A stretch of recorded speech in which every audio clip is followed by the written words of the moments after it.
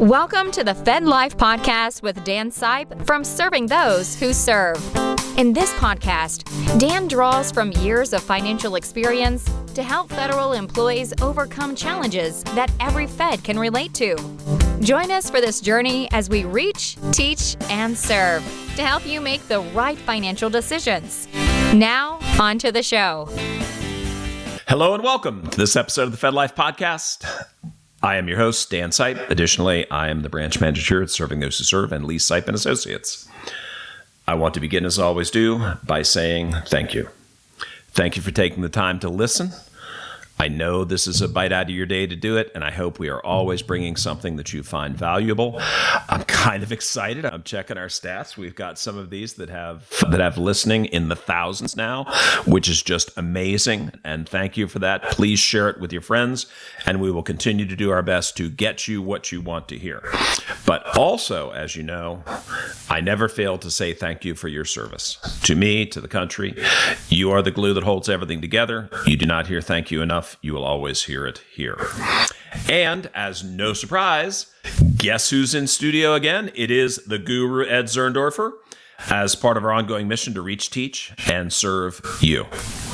And as I always have to do to appease compliance, I need to say at the outset, the opinions of our guest, Ed Zerndorfer, are not the opinions of Raymond James of Serving Those Who Serve. This podcast is presented for information only. It's not intended to be taken as advice.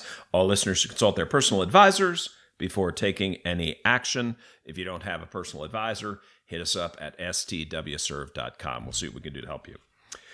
As we always do, we will follow Ed's FedZone articles, which means if you are listening to this on your commute or something like that, you don't have to worry about taking notes. You can always grab that article, read it on your phone while you're listening, or print it out for later. And today, we're tackling a new topic, okay? Not only does Ed write on this in the FedZone, but he is also presenting a brand new webinar on the topic, and that is estate planning. So, Ed, your article sort of begins with the premise that estate planning is by no means solely for rich individuals. So why don't we start there? Why do you make that statement? Okay, thanks, Dan, for having me again as on the podcast. I have to add one state to say two things about estate planning before we get started. Okay. I always say that when I do a estate planning webinar. First statement is, I am not an attorney. I am not giving out any legal advice. Yep. Please note that because we're going to be talking about some legalese today. And I just want to mention I'm not an attorney.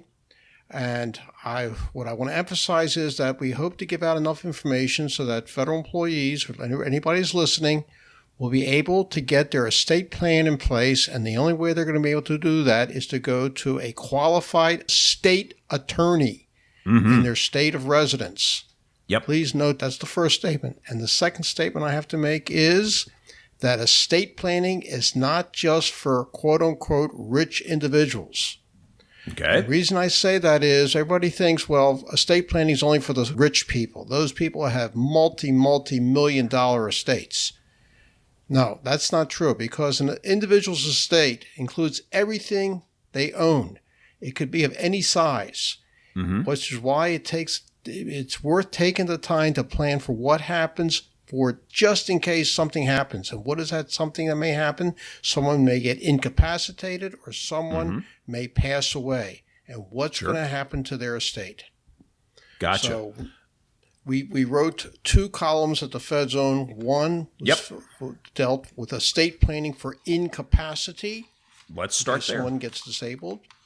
And the other column dealt with estate planning post-mortem. What happens when somebody passes away? Gotcha. So let's dig in on the incapacity. And you give us two questions to get us started. Okay? So how much will I be able to conduct my financial affairs in the event that I become incapacitated? And that's one. And two, how will medical-oriented decisions concerning my health in the event I become incapacitated and no longer be able to make these decisions on my own? So let's talk about those a little bit. Let's start with that first one. Yes. One has to ask themselves the question, if suddenly I became incapacitated, that could be, let's say, through an accident or they come down with some type of illness. And let's take what's happened over the past year, Dan, the COVID. There are unfortunately individuals who came down with the COVID who were in the hospital for months on end. And the question is, what happened to how could they conduct any of their financial affairs while they were in the hospital? Who took over? Who was going to make decisions about any critical decisions, including paying their bills, making any investment decisions?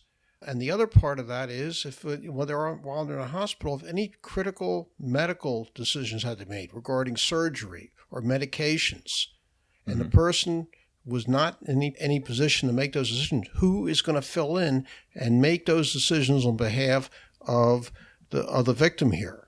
So this is what's called planning for incapacity. Now, I say there are 3 steps in the estate planning process in planning for possible incapacity. Number 1, one should make an inventory of one's assets. The purpose is to know what an individual owns in order to plan for who will manage these assets in the event the individual becomes incapacitated. And when I say their assets, I'm including both tangible and intangible assets. Tangible assets in the estate may include their house, the land they own, any real estate, rental properties, any vehicles they may own, cars, trucks, motorcycles, collectibles such as coins, art, antiques, and other personal possessions. Intangible assets include checking and savings accounts, stocks, bonds, mutual funds, life insurance policies, retirement plans such as a CSRS or a FERS annuity, TSP and IRAs, health savings accounts. Maybe somebody owns a business. And also a list of any digital assets. The internet has opened up a whole world of possibilities in terms of storing personal data, to manage the assets and to create digital content. Too often that data gets forgotten when it comes to estate planning, and that can cause problems to family members and heirs. The worst thing I always find when someone gets incapacitated or passing away is they had all this information on their computer or their laptop, and no one knows the password, where someone has to get some critical information. So therefore, the result is when let's say an online account holder becomes incapacitated, family members can be blocked from financial documents related to banking or brokerages. It is therefore important to not forget to include their digital assets as part of one's estate plan. So that would be the first step here, getting organized. Gotcha. Just make an inventory of what you own. Okay. And Number 2, take an accounting and document one's responsibilities to themselves and, if applicable, to family members. Ask themselves the following questions. If I get incapacitated and cannot work, how will my household bills be paid? Who's going to take over here? Who's going to pay the bills? If I get incapacitated, unable to perform family responsibilities, such as the ones associated with child rearing, what measures will be adopted to substitute for these responsibilities? Who's going to manage my assets? In case I get incapacitated, do I have a plan for notifying my employer, bank, brokerages, and creditors? Perhaps I need a formal plan in place. In other words, if I do get incapacitated and cannot make any critical decisions regarding my employment, maybe my bank, my brokerages where I have investments, if I have creditors who have to get paid, these people have to get notified that I'm not going to be around, that I can't, for the time being, to make decisions. And then the third thing, Dan, is that an estate plan for incapacity has to include important legal directives. This is where the attorney comes up. These legal directives are drawn up by a qualified estate attorney. A trust might be appropriate. With a living trust, an individual can designate portions of their estate to go to specific individuals or charities while they are alive. Upon the individual is incapacitated, a selected individual can take over, making any important decisions. Gotcha. And then we have some formal documents here. A durable power of attorney for health care. designates decision makers who will make healthcare decisions if an individual becomes incapacitated.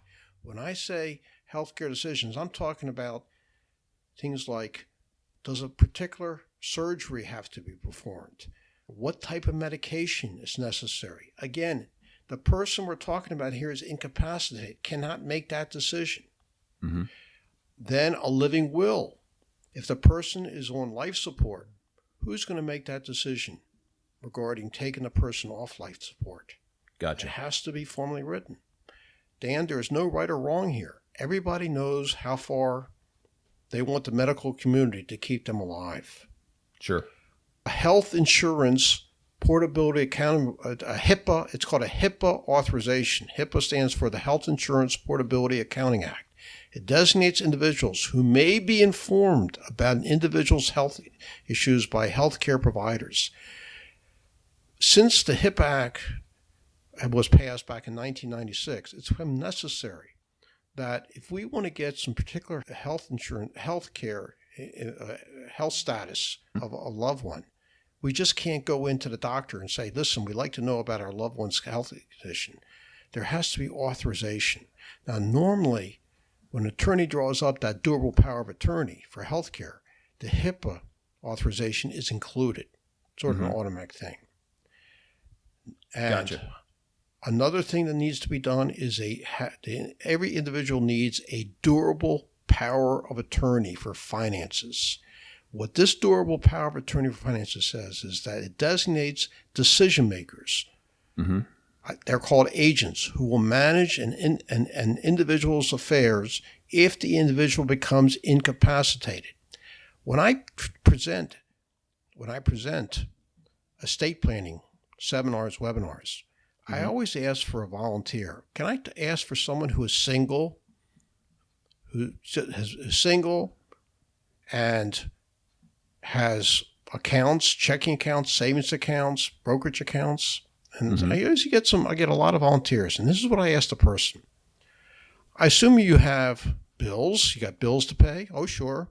And you have a checking account to pay the bills? Oh, yeah. And that checking account is only in your name? He says, of course, I'm single. I say, suppose you get incapacitated and you can't pay your bills. What happens? Gotcha. And the person usually says to me, Dan, I never thought about that. Sure. And I say, well, I think it's time for you to go to an attorney to get what's called a durable power of attorney for finances that allows that designated person to be able to get into your accounts and pay the bills, their checking account. I do want to point out something, though, Dan, that we're talking about, when I say pay somebody's bills, normally they're paid with a checking account, got to go to the bank. The banks have their own what's called POA form, power of attorney.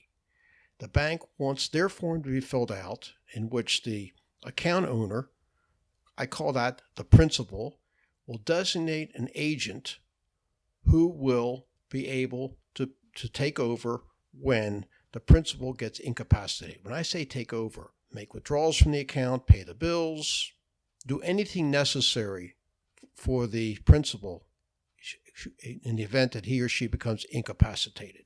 Gotcha. Okay. I think that all makes sense, Ed. And that's interesting. You wrap up your article with kind of a sobering thought, and that is COVID taught us that an unexpected illness can hit at any age and be a black swan event that just comes out of the blue. So, folks, this isn't just a one-off. Every person walking around needs to pay attention to this type of thing.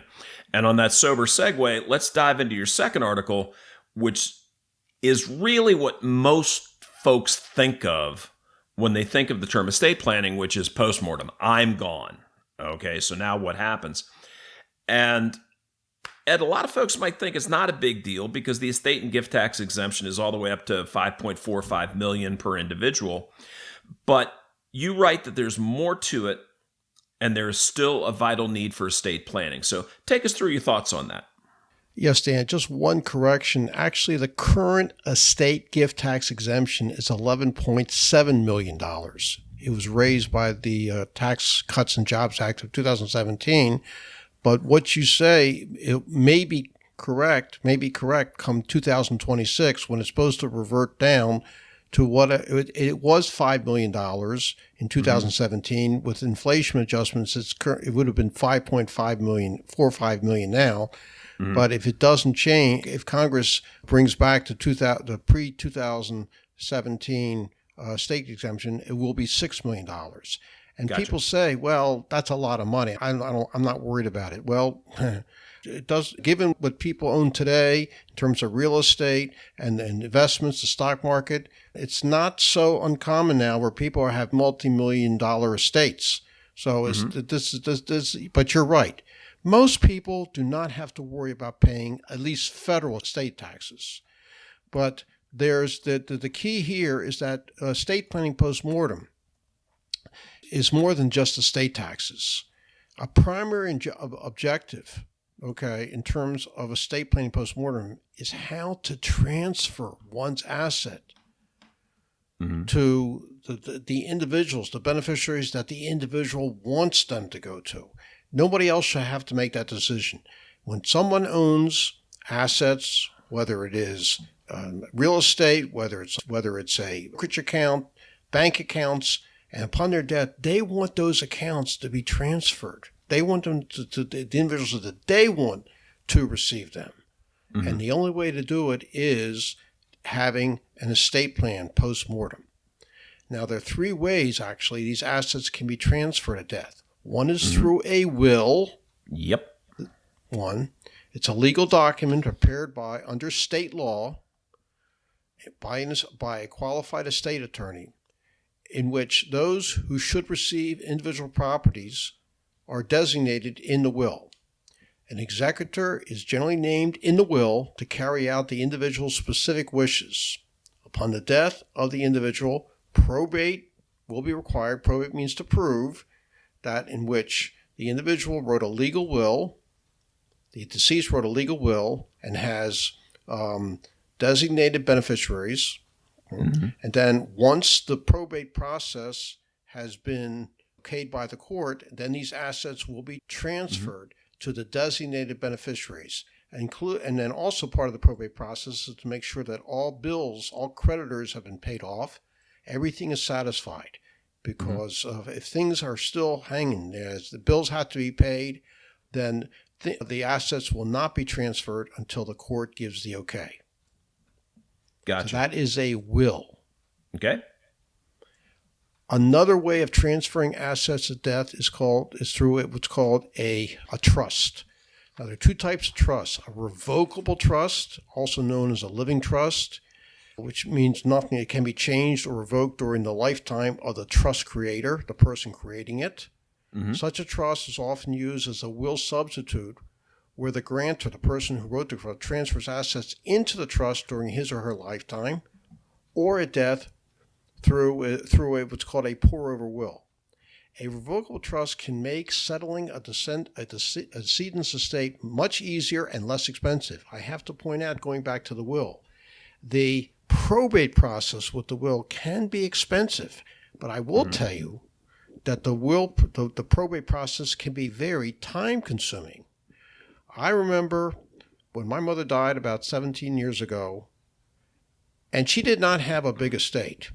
Mm-hmm. It took me about mm-hmm. almost a year to get her estate probated.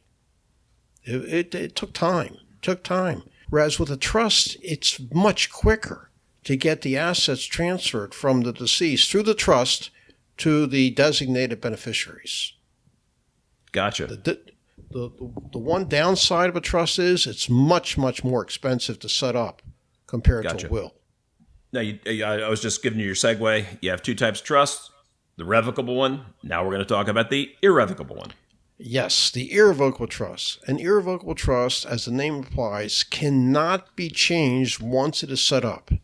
These trusts are often used in estate planning for much wealthier individuals. An irrevocable trust holds typically life insurance policies mm-hmm. in which the life insurance proceeds being paid out will not be subject to any type of estate tax. And people say to me, well, I thought that life insurance proceeds, when they're paid out, are not subject to tax, period. That is income tax. But life insurance policies are included in what is called an individual's gross estate. Gross estate means everything they own. And as we mentioned a few moments ago, there is an estate tax in this country that is some individuals are subject to because they have multi-million-dollar estates. The current estate tax exemption is $11.7 million per person. For a married couple, it's double. That's $23.4 million. But again, it's going to come back. It's going to come back to probably $6 million, the exemption, back in 2026. Yep. And there's no way I had that type of estate. Well, I asked a question. Well, what do you own? Well, I have a house that's worth I'm so proud of mine. $800,000. I own my house. I have a vacation home that's worth $200,000. Well, now we're up to $1 million. I'm so proud to say this. I have $1.5 million in my TSP account. So now we're up to what, $2.5 million, Dan? Yep. Oh, and I almost forgot. Years ago, I took out a $3 million life insurance policy. $3 million? Oh. Are we getting close, Dan? We to are $6 indeed. million? We are indeed. And that's right now. Yep. Think about the stock market. If it keeps Sure. up, it keeps on going up as it has been. Sure. Getting close. Well, one thing you could do is take that $3 million life insurance policy and put it inside an irrevocable trust, and this way, upon your death, it will not be included in your gross estate. Mm-hmm. So that may get you below that limit. Okay? Gotcha. So the irrevocable trust, I generally, Dan, I recommend that people not do that because the word irrevocable sort of scares me. Sure. You can't change it. It's a strong term. You know what I mean? Yeah. But Got again, it's very important that individuals, when they meet with their estate attorney to go over this, ask the estate attorney, given the size of their estate, given their assets, what would be the most appropriate vehicle to transfer their assets at death? A will, a revocable trust, or an irrevocable trust, and leave it up to the attorney to use his or her best judgment. Got it. Now, you press on with your article and you talk about the importance of titling financial assets properly. Why don't you walk us through that? An important part of an estate plan is making sure that individuals can own financial assets and understand how an individual owns financial assets and how they are titled. The three types of financial asset ownership are, and we say financial assets, we're including anything like a checking account, it could be a brokerage account, it could be a savings account.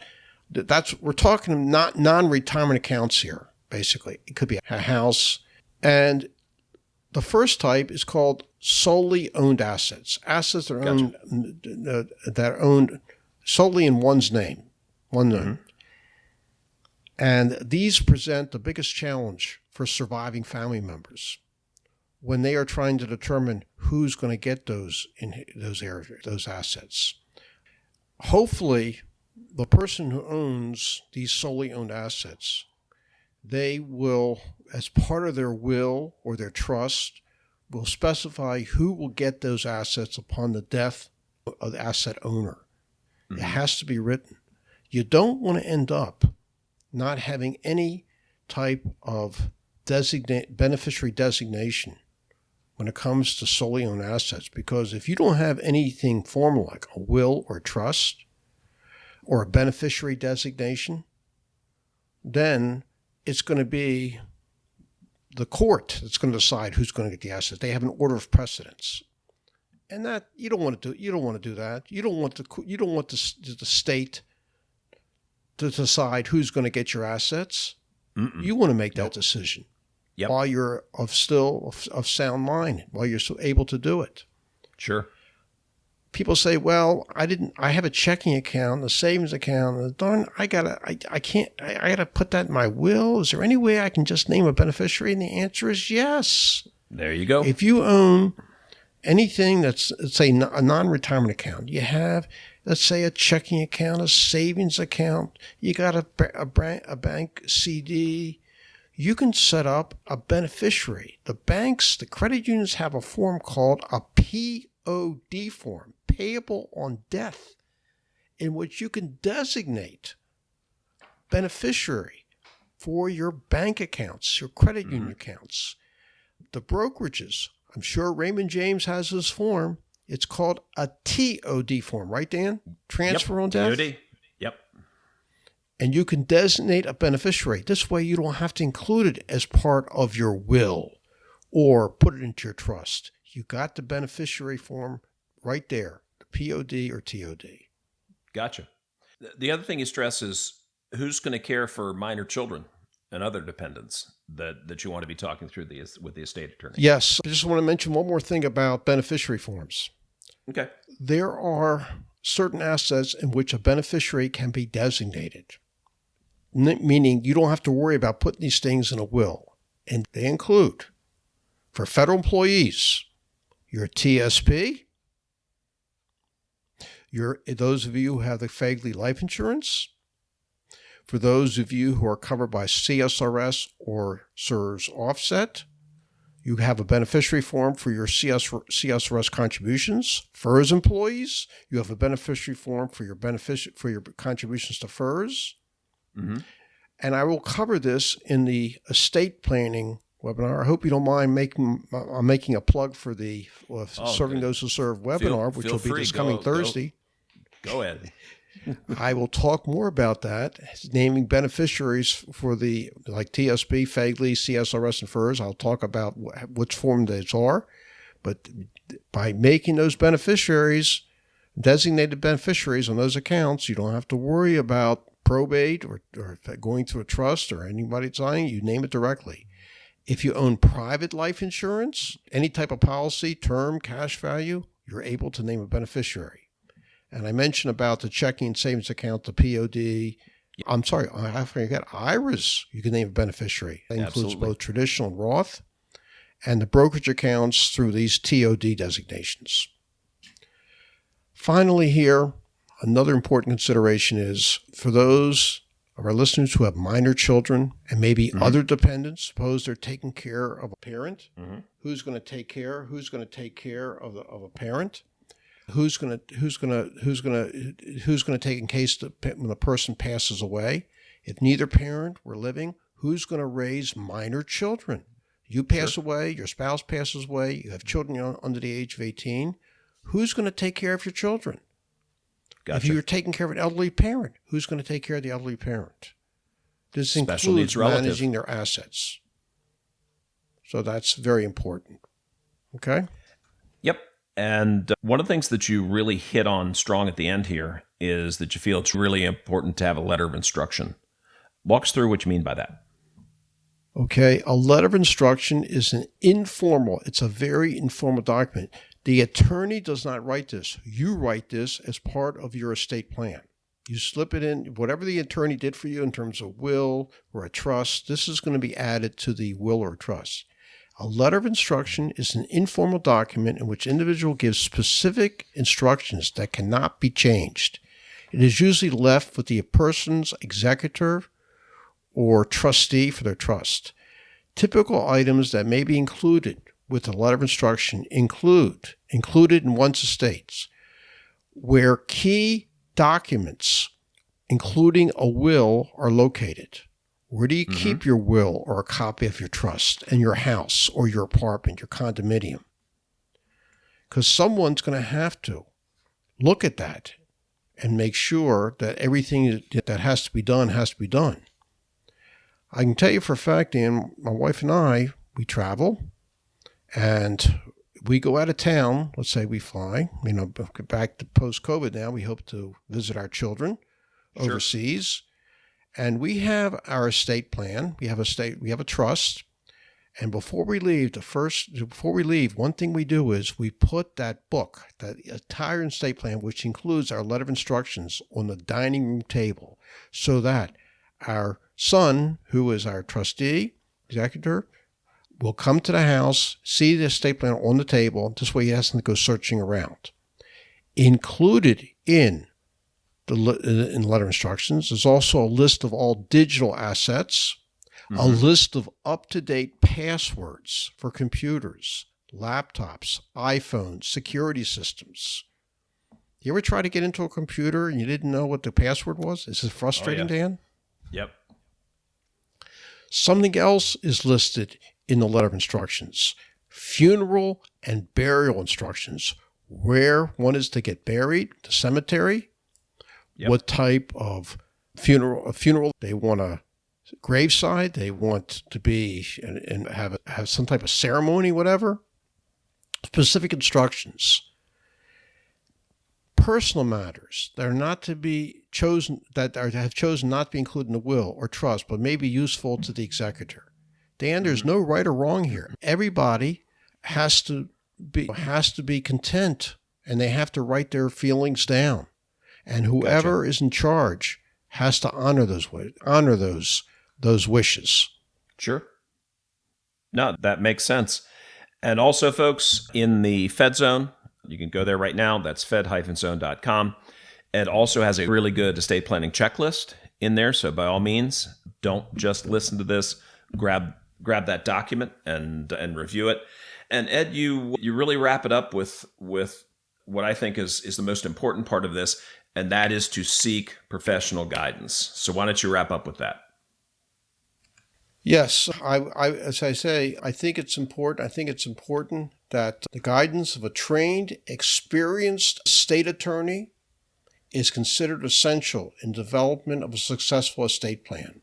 There might be other professionals that you may want to talk to, like accountants, life insurance people, registered representatives from a company where you do your investing, buying stocks and bonds. These individuals, these registered representatives, tend to have a lot of knowledge about planning one's estate.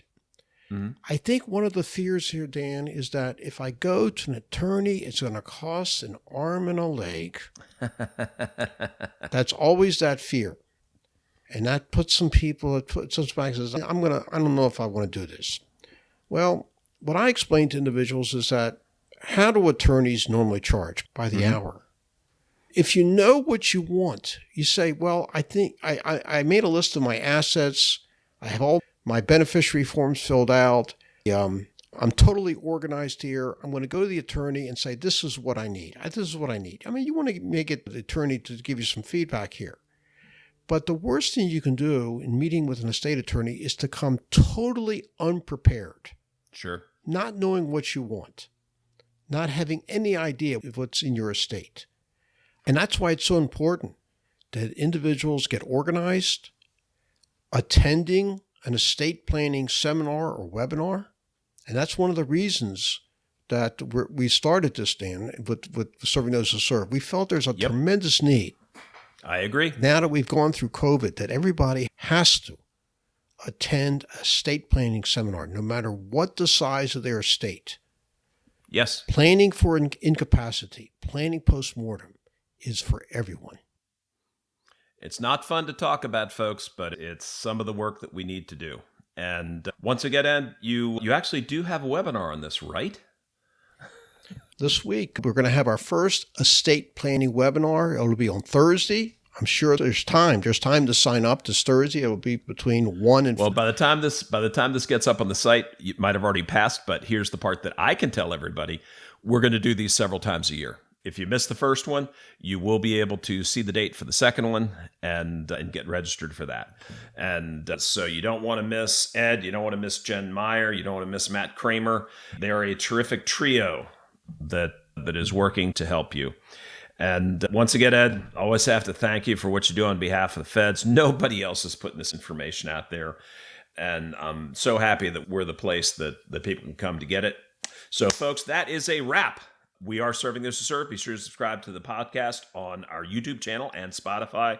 Please remember to share it with your friends and strangers. Check us out on Twitter and LinkedIn. And don't forget our live webinars every week at stwserve.com. Go in, check them out. You will absolutely love them. And the guru basically comes to you. Wherever you are, you can learn from them. Sign up for one, sign up for all.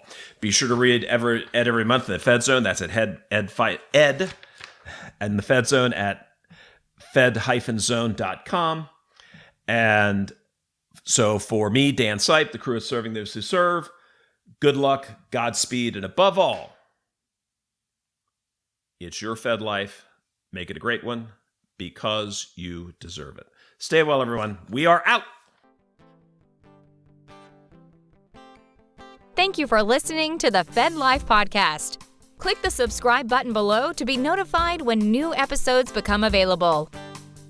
The information covered and posted represents the views and opinions of the guest and does not necessarily represent the views or opinions of Serving Those Who Serve or Raymond James. The content has been made available for informational and educational purposes only. The content is not intended to be a substitute for professional investing advice. Always seek the advice of your financial advisor or other qualified financial service provider with any questions you may have regarding your investment planning. Securities offered through Raymond James Financial Services Incorporated, member FINRA SIPC.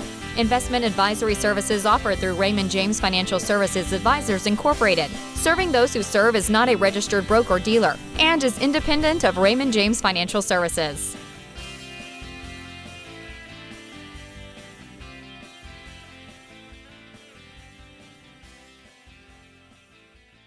Raymond James is not affiliated and does not endorse the opinions or services of any of the quoted professionals or their respective firms. Any opinions are those of Dan Sipe and not necessarily those of RJFS or Raymond James. This case study is for illustrative purposes only. Individual cases will vary. Raymond James is not affiliated with and does not endorse the opinions or services of the quoted professionals or their respective organizations. Neither Raymond James Financial Services nor any Raymond James financial advisor renders advice on tax issues. These matters should be discussed with the appropriate professional. Investing involves risk, and you may incur a profit or loss regardless of strategy selected, including diversification and asset allocation.